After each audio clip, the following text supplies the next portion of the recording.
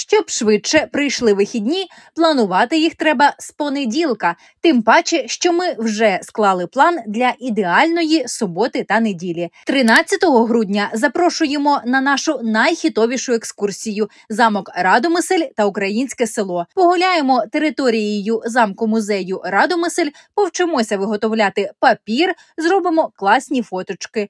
Потім поїдемо в етнокомплекс «Українське село». Там відбудеться знайомство з будівлями з різних куточків України та з екзотичними рослинами. Недільна екскурсія для справжніх гурманів. 14 грудня поїдемо їсти креветки та сир. Ви, до речі, знали, що в Київській області вирощують найбільшу прісноводну креветку, яка зазвичай водиться лише в екзотичних країнах. Ми не лише побачимо, як її вирощують, а й скуштуємо. А потім зап'ємо вином та закусимо сиром на фермі Бабині Кози.